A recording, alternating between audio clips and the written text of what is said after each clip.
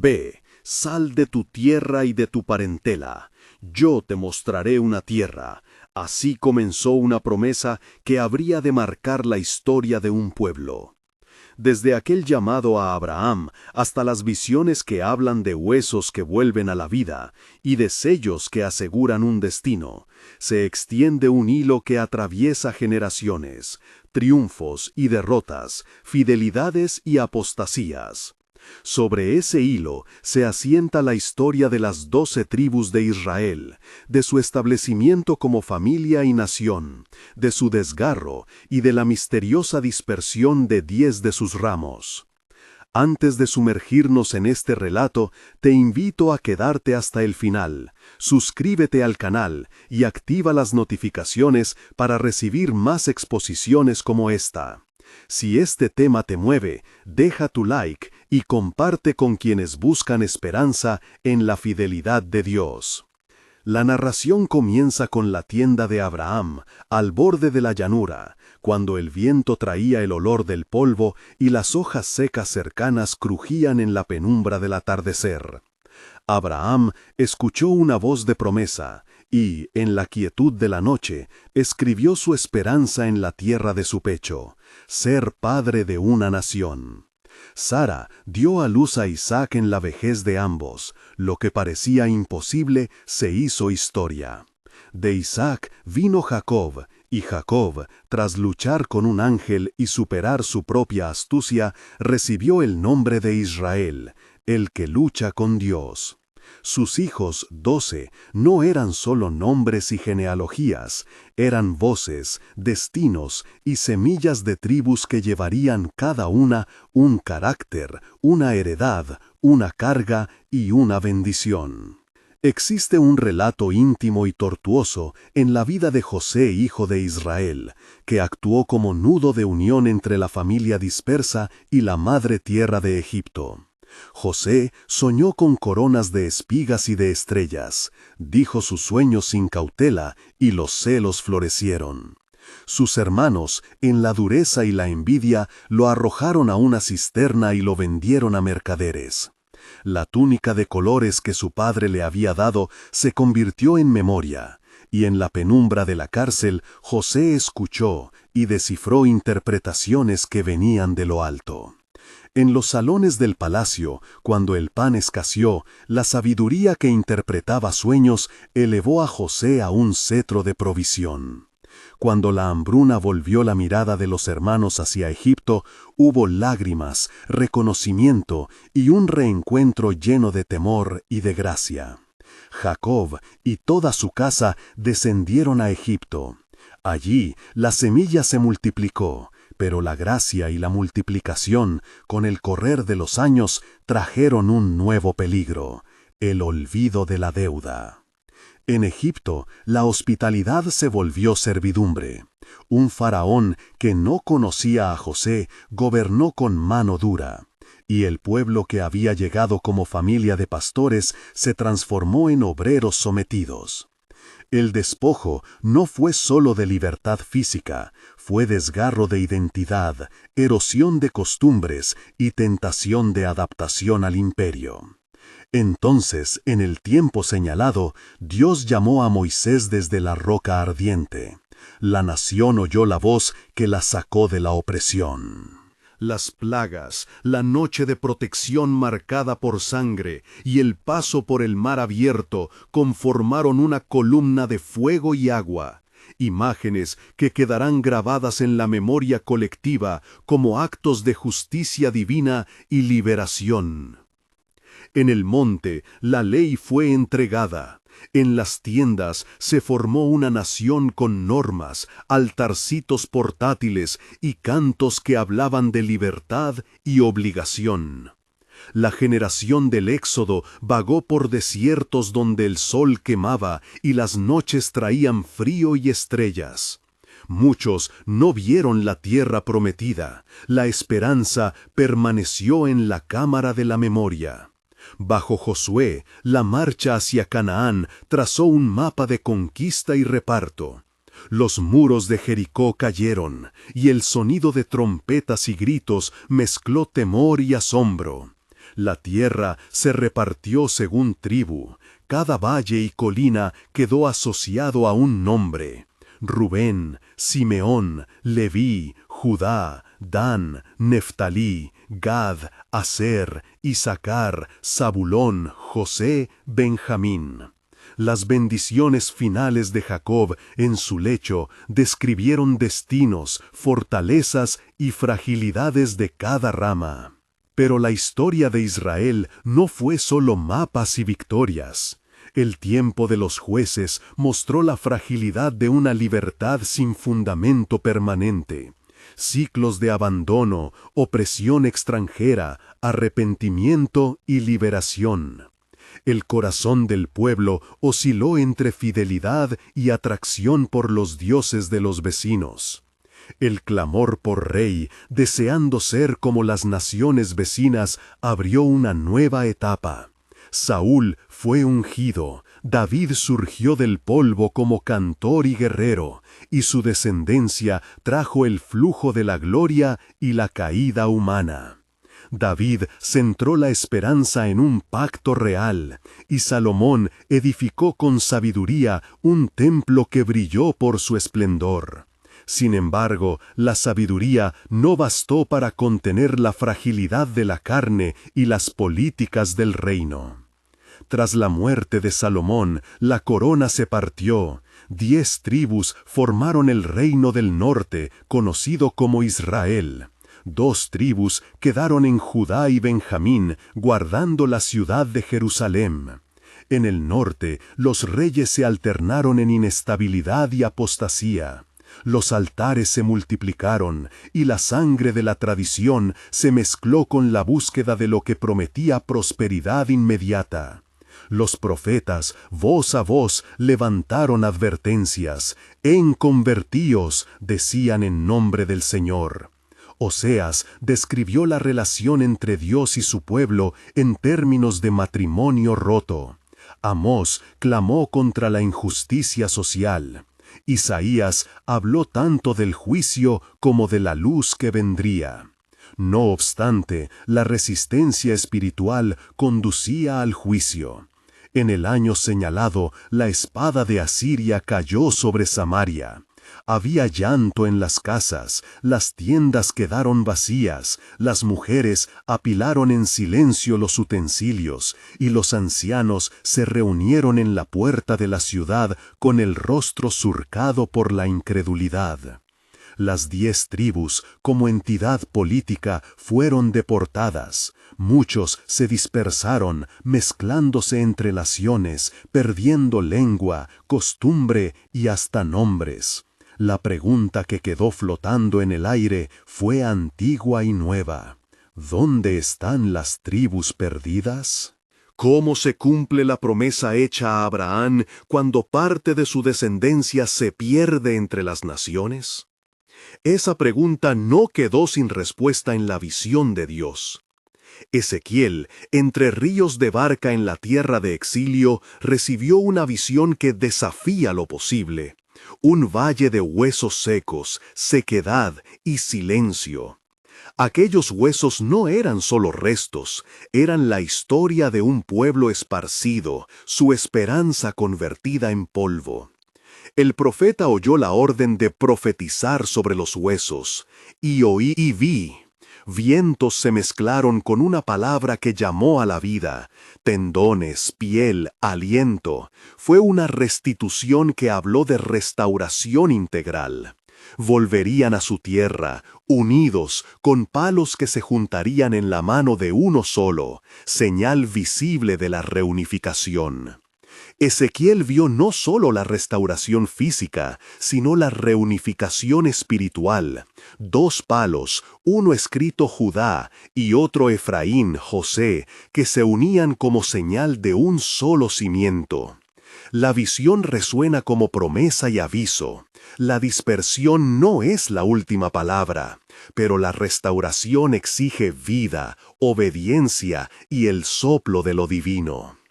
Avanzando en los siglos, la revelación apocalíptica trae una imagen complementaria. En la visión final del Nuevo Testamento, un ángel sella a 144,000, 12,000 por cada una de las tribus de los hijos de Israel. La escena es introspectiva y solemne, un sello en la frente, una protección dada por la autoridad divina. Sin embargo, hay un detalle que inquieta a los estudiosos y a los corazones devotos. Ciertas listas varían y el nombre de Dan no aparece en la enumeración de Apocalipsis. En su lugar, el nombre de José reaparece y la denominación de otras tribus se ajusta. Esta ausencia ha sido leída de muchas maneras, como enigma histórico, como señal de juicio sobre ciertas formas de idolatría o como misterio de la economía divina que reconstruye identidades no solo por genealogía, sino por fidelidad. No pretende esto borrar la memoria de quienes se llamaron Dan, más bien abre un espacio para la reflexión sobre cómo Dios nombra y reúne. No hay más forma de resumir hasta aquí que diciendo que la historia de los pueblos bíblicos tiene la clara razón del desacierto y del rescate. Así, entre las columnas de la historia y la profecía se despliega un patrón en 4 notas. La promesa que funda, Abraham; la caída que quiebra, ídolos y división; el juicio que corrige, exilio; y la restauración que promete volver a unir. Esta estructura no es mero ardid literario, es una lente teológica que permite leer por qué las 10 tribus desaparecieron como entidad y por qué la Escritura habla de una futura reunificación. No se trata de reducir la pérdida a números o mapas, se trata de comprender que la historia del pueblo de Dios tiene hondas razones morales y espirituales, y que la restauración, cuando viene, repara más que fronteras, restituye identidad, culto y comunión con el Señor. Al narrar estos hechos, es necesario detenerse en lo humano. Imaginar a los padres que lloran la ausencia de hijos, a las madres que guardan la mesa vacía, a los jóvenes que aprenden otra lengua, a los ancianos que recuerdan canciones en la puerta. Evitaré describir el dolor con crudeza. Prefiero señalar su peso. El desarraigo es una herida que exige memoria y restauración. Del mismo modo, la esperanza no es mero deseo. Es una apuesta teológica basada en la fidelidad que Dios ha mostrado. La promesa a Abraham fue reiterada y sustentada por pactos y señales a lo largo de generaciones. Cada pliegue de la historia confirma que, aunque los hombres fallen, la promesa no cae sin respuesta. En medio del relato histórico, la voz profética insiste: «Convertíos, volved». La predicación que brota de estas páginas no es mera nostalgia por un pasado perdido, sino un llamado a la vigilancia espiritual. El que escucha debe preguntarse: ¿en qué formas modernas repetimos la idolatría? ¿Dónde ponemos la seguridad en lo que no es Dios? El clamor de los profetas continúa resonando en nosotros hoy. No es tiempo de complacencia. No obstante, junto al desafío hay consuelo. Dios puede juntar lo que parece irremediablemente suelto. La imagen de los palos unidos no es una metáfora vacía, es la promesa de que la separación es reversible cuando el Espíritu obra y cuando el pueblo responde con arrepentimiento y fidelidad. Al avanzar hacia las visiones últimas, aquel sello que protege, y a la multitud que nadie podría contar de toda nación y lengua, se abre un horizonte que excede la sola etnicidad, y que sin embargo no contradice la promesa a los patriarcas. Hay un misterio de inclusión que no borra la memoria tribal, sino que la expande. Los sellados, los reunidos, son expresión de la soberanía divina en restaurar lo que la historia fracturó. Así, la desaparición de las 10 tribus no es el cierre del relato. Es para la escritura profética el espacio donde la fidelidad de Dios se muestra más patente cuando vuelve a llamar, recoger y sellar. Mientras el narrador mira estas escenas, la pregunta para el oyente persiste y toca la intimidad del compromiso. ¿Te identificas tú con Israel en su exilio o en su esperanza? La historia no es un museo de reliquias, es un espejo que interpela. Observar la dispersión y la promesa nos invita a vigilar nuestras propias lealtades y a sostener la memoria del pacto. La mirada profética exige una decisión, aferrarse al único fundamento que no se mueve. En el vértice de este relato se encuentra la certeza de que lo que Dios promete, Él lo cumple, aunque los caminos de cumplimiento se abran por senderos que a menudo exceden la comprensión humana. Y sin embargo, el misterio permanece. ¿Dónde están hoy las tribus perdidas? ¿Regresarán como entidades políticas o su restauración será otra forma de pueblo sellado por la fidelidad de Dios? Las Escrituras proponen imágenes y realidades que no siempre encajan en esquemas humanos. Ezequiel muestra huesos que se revitalizan. Juan ve sellos que garantizan pertenencia. Ambas visiones convergen en la tensión entre lo visible y lo espiritual, entre la historia y la última obra de Dios. En esa tensión, el creyente es llamado a permanecer despierto, a sostener la esperanza histórica y a trabajar por la justicia que previene futuras rupturas. La noche avanza sobre el relato y el narrador siente la necesidad de detenerse por un instante.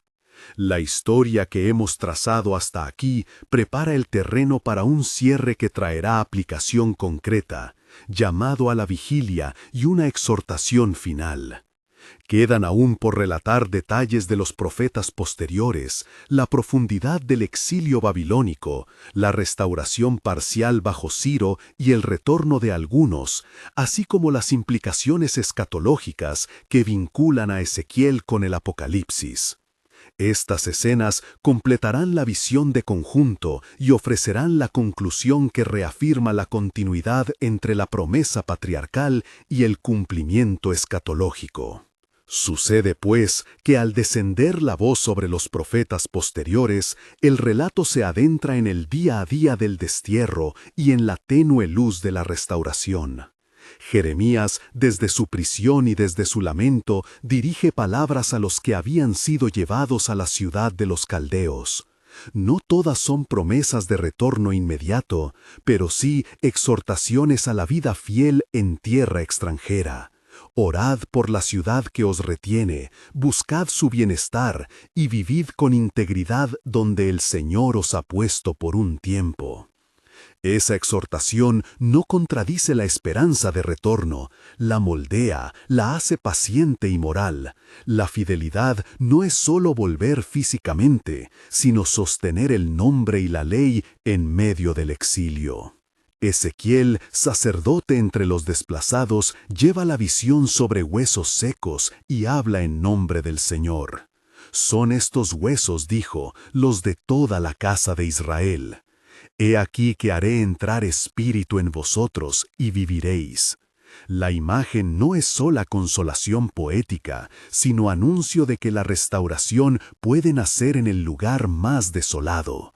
Donde la memoria se vuelve ceniza, la palabra profética puede insuflar vida.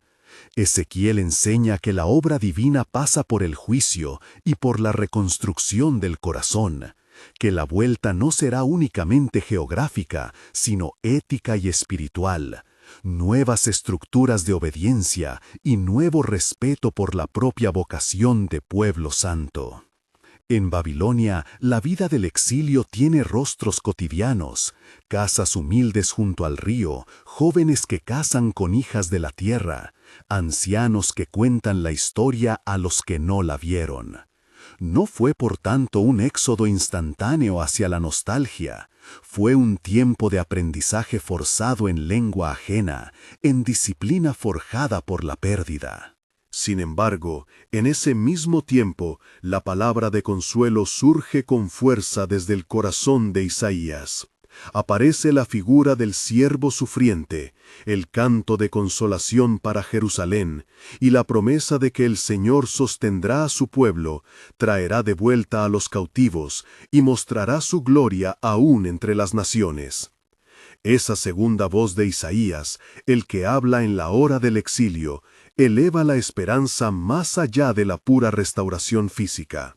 Anuncia una obra que alcanzará a los humildes y a los arrepentidos, una renovación que tocará la justicia y la paz. Y llegó la acción insospechada de un rey extranjero.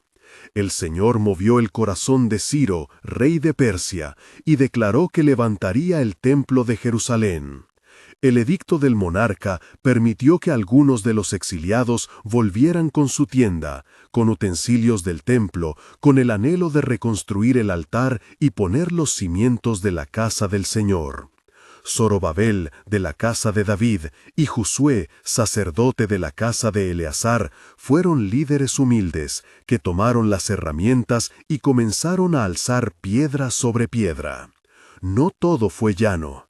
La obra se encontró con oposición y desánimo, hubo demoras y nuevas pruebas. Mas no se trató de un retorno universal, fue un retorno parcial, un remanente que volvió a la tierra prometida con manos temblorosas pero con fe renovada. En la plaza donde se asentaron, los ancianos reunidos a la puerta oyeron a Ageo y a Zacarías, profetas que urgían a completar el templo. Ageo reprendió la pereza del pueblo, que edificaba casas lujosas mientras la casa de Dios permanecía en ruinas. Zacarías, con visiones nocturnas, dio palabras de ánimo y esperanzas mesiánicas que ampliaron la perspectiva colectiva. La obra se reanudó y el templo encontró otra vez sus cimientos, aunque menor en esplendor que el anterior. La restauración fue, por tanto, parcial y simbólica, una señal de que el pacto no había sido anulado, pero también un indicio de que las promesas se cumplen a su tiempo y de maneras que muchas veces superan la imaginación humana. Más tarde, otros regresos y otras empresas consolidaron la nueva comunidad. Escribas como Esdras y administradores como Nehemías, llamados por la gracia de los reyes persas, trabajaron por la corrección de la ley y por la reparación de los muros. Nehemías, en la puerta de la ciudad, reunió a constructores y ancianos, y frente a la hostilidad, organizó el trabajo bajo la protección y la vigilancia de la comunidad misma. No todo lo que volvió fue restaurado por igual. Muchas familias quedaron en la diáspora, muchas formas de vida se transformaron. La historia de la restauración es pues una trama de fidelidad y de límites. El pueblo volvió, pero volvió fraccionado, con memoria viva y con heridas abiertas. Estas escenas históricas convergen, sin embargo, en la gran visión escatológica que ya anunciaron los profetas. La promesa de un sello, de una multitud que nadie podría contar, de naciones reunidas bajo la justicia del Señor. Ezequiel y Juan, cada uno en su tiempo y con su vocabulario, señalaron que la obra del Señor trasciende la mera política tribal. Las visiones de huesos que se levantan y de sellados en la frente son manifestaciones de la misma verdad. Dios reconstruye lo humano cuando su pueblo responde con arrepentimiento, y en su obra final habrá una inclusión que preserva la memoria y a la vez la ensancha hacia pueblos de todas las lenguas. ¿Qué lección trae esto al que escucha ahora? Primero, que la fidelidad divina exige respuesta humana. La promesa es segura, pero su visible cumplimiento pasa por obediencia, arrepentimiento y trabajo de justicia.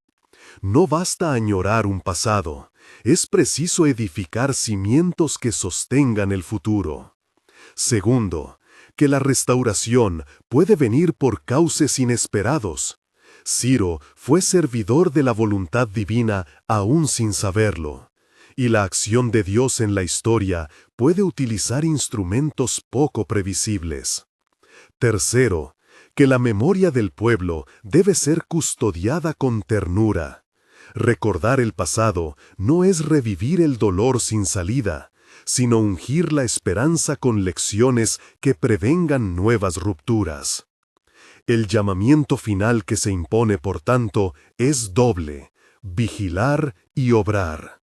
Vigilar contra las idolatrías modernas del corazón, no las palabras de tributo público, sino las seguridades internas que nos impiden confiar totalmente en el Señor. Obrar con manos de justicia, visitando al pobre, defendiendo al huérfano, sosteniendo la verdad en la puerta de la ciudad. La repatriación corporal de un pueblo es signo, no fin. La repatriación espiritual, la fidelidad renovada en el pacto, es la marca de la promesa cumplida.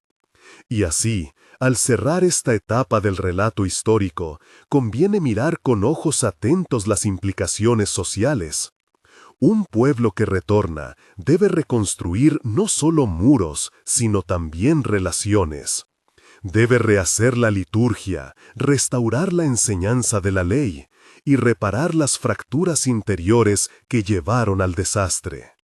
La restitución no se reduce a piedra sobre piedra, exige misericordia recíproca y memoria lúcida. Solo entonces la promesa a los patriarcas encuentra su eco en la vida común. Y solo así, la multitud de todas las naciones puede ser comprendida como la extensión de un pacto que comenzó con Abraham y que en su fidelidad sigue llamando a volver. Quedan, empero, por narrar aún las voces de los profetas menores que acompañaron la lenta reconstrucción, las tensiones de la comunidad postexílica y las sombras que persistieron en el corazón del pueblo. También habrá que detenerse en cómo las promesas antiguas fueron meditadas por los sabios y por las oraciones nocturnas de aquellos que vivieron entre ruinas. Cómo, en la liturgia y en la ley restaurada, se fue forjando una esperanza que mira hacia el final de los tiempos. Estas escenas completarán el contorno que une los pactos patriarcales con la consumación prometida, y mostrarán que la fidelidad divina no se agota en un solo acontecimiento, sino que se despliega en generaciones que responden, unas a la otra, con confesión y obras de misericordia.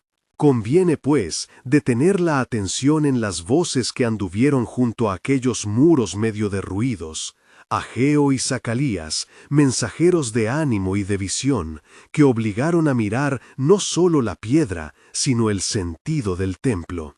Y Malaquías, que denunció la sequedad del culto y la desigualdad en los sacrificios.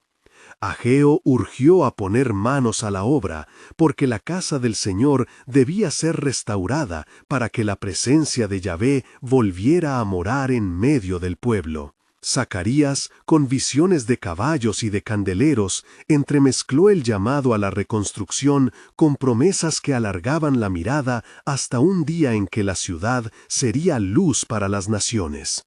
Malaquías, por su parte, hizo resonar la exigencia moral. No basta con reedificar el espacio sagrado si la justicia no gobierna las puertas. Estas voces menores acompañaron la liturgia renovada.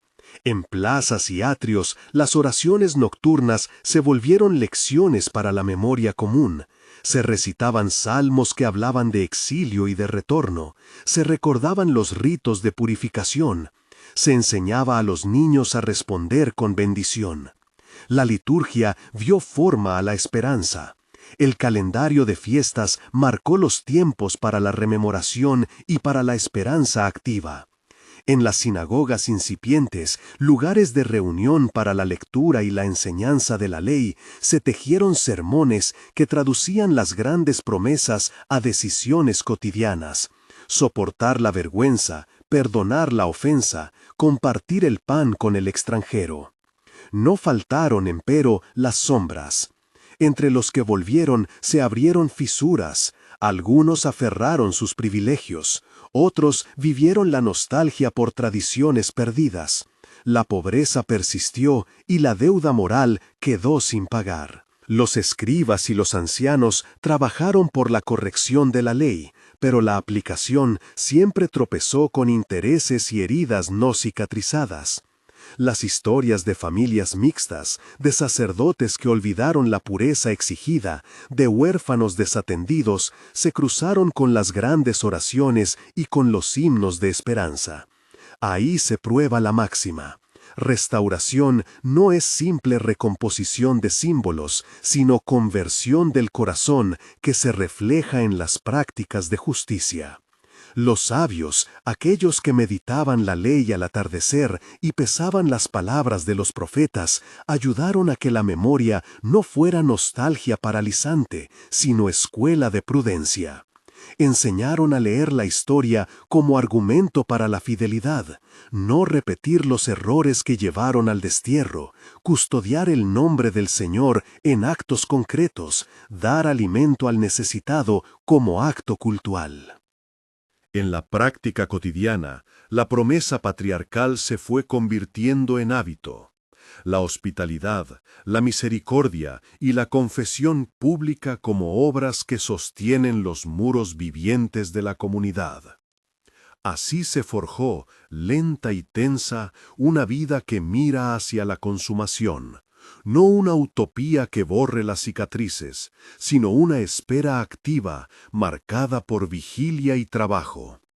En la noche, cuando las lámparas parpadeaban en casas de adobe y las voces rezaban hacia el oriente, se tejía una esperanza que recogía la memoria patriarcal y la proyectaba sobre el horizonte de las naciones.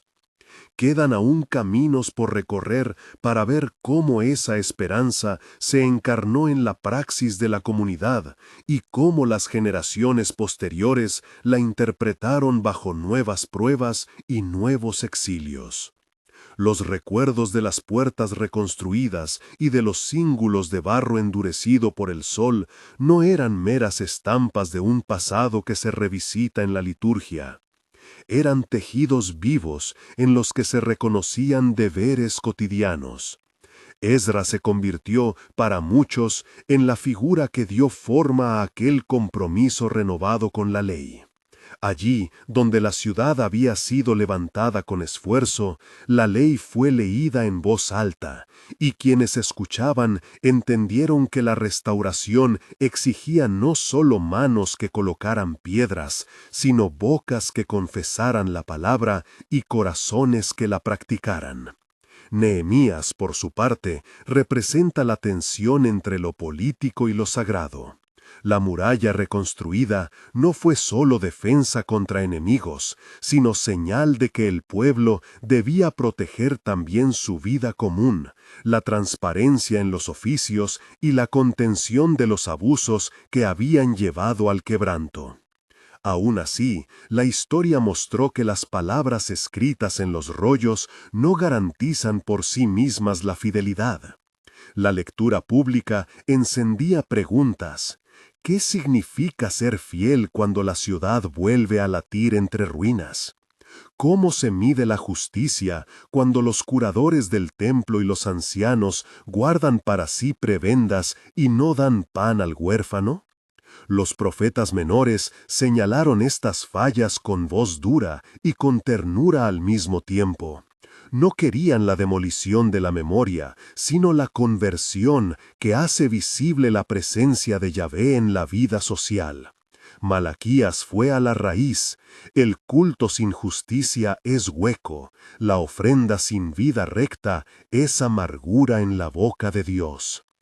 En las sinagogas incipientes, esas aulas humildes donde se reunía la familia amplia de Israel, se forjaron formas nuevas de piedad que convivían con la centralidad aún vigente del templo. El estudio nocturno, la enseñanza a los niños en torno al texto, la interpretación casera de los preceptos. Los sabios, copiadores y maestros de la ley empezaron a ocupar un lugar cuya medida exacta aún se discutía. No eran reyes ni sacerdotes, pero su discernimiento modelaba la praxis. Marcaron días de ayuno, establecieron normas de pureza, dispusieron cómo impartir caridad. Nehemías, por su parte, representa la tensión entre lo político y lo sagrado. La muralla reconstruida no fue solo defensa contra enemigos, sino señal de que el pueblo debía proteger también su vida común, la transparencia en los oficios y la contención de los abusos que habían llevado al quebranto. Aún así, la historia mostró que las palabras escritas en los rollos no garantizan por sí mismas la fidelidad. La lectura pública encendía preguntas. ¿Qué significa ser fiel cuando la ciudad vuelve a latir entre ruinas? ¿Cómo se mide la justicia cuando los curadores del templo y los ancianos guardan para sí prebendas y no dan pan al huérfano? Los profetas menores señalaron estas fallas con voz dura y con ternura al mismo tiempo. No querían la demolición de la memoria, sino la conversión que hace visible la presencia de Yahvé en la vida social. Malaquías fue a la raíz. El culto sin justicia es hueco, la ofrenda sin vida recta es amargura en la boca de Dios. En las sinagogas incipientes, esas aulas humildes donde se reunía la familia amplia de Israel, se forjaron formas nuevas de piedad que convivían con la centralidad aún vigente del templo. El estudio nocturno, la enseñanza a los niños en torno al texto, la interpretación casera de los preceptos. Los sabios, copiadores y maestros de la ley empezaron a ocupar un lugar cuya medida exacta aún se discutía. No eran reyes ni sacerdotes, pero su discernimiento modelaba la praxis. Marcaron días de ayuno, establecieron normas de pureza, dispusieron cómo impartir caridad. De este modo, la promesa patriarcal encontró una vía práctica en los pequeños actos repetidos. La visita al necesitado, el consuelo al viudo, el préstamo sin interés al vecino arruinado. Estas obras, más que ornamentos de la piedad, se convirtieron en columnas que sostenían la ciudad viva. Sin embargo, la fidelidad se mostró frágil ante los embates del tiempo y de los poderes circundantes. Llegaron generaciones que vivieron en el extranjero, que se constituyeron como diáspora. Otras sufrieron nuevos oprobios y en ocasiones se apropiaron costumbres ajenas que iban desdibujando los contornos de la identidad. El contacto con pueblos vecinos ofrecía ventajas y peligros, riqueza y facilidad, sin embargo también sincretismo y olvido. Los ancianos se quejaban de que los jóvenes imitaran maneras foráneas. Los maestros temían que la letra de la ley se volviera letra muerta.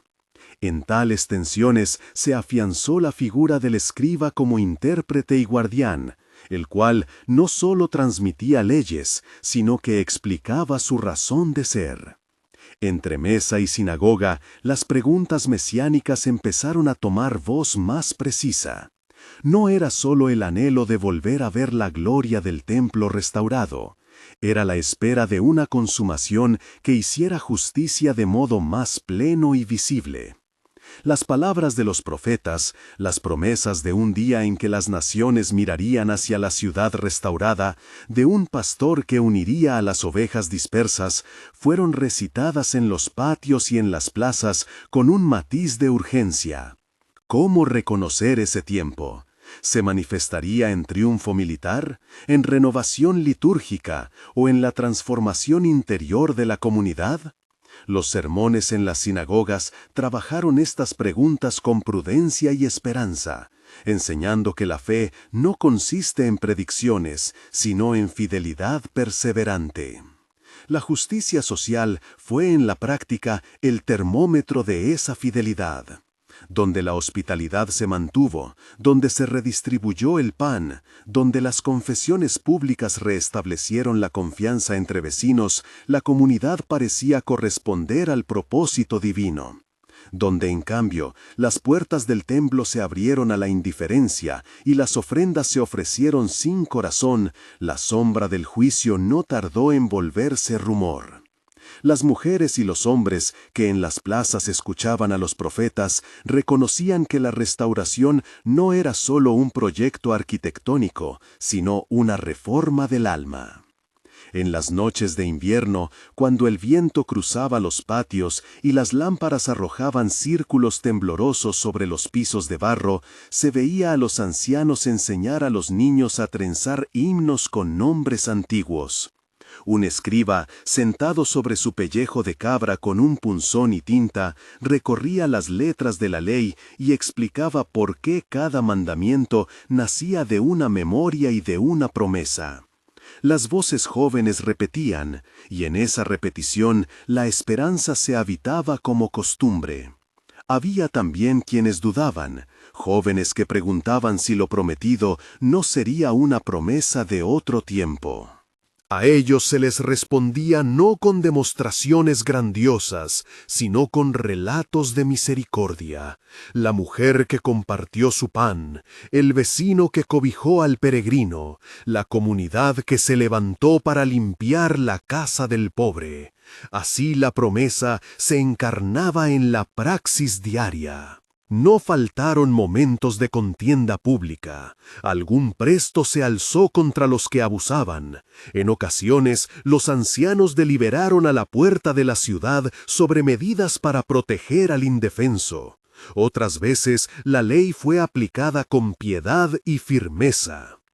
Estas escenas mostraban que la fidelidad se ponía a prueba en la tensión entre misericordia y rectitud. La comunidad aprendió con dolor que la memoria sin reforma podía convertirse en mito, la reforma sin memoria en arbitrariedad.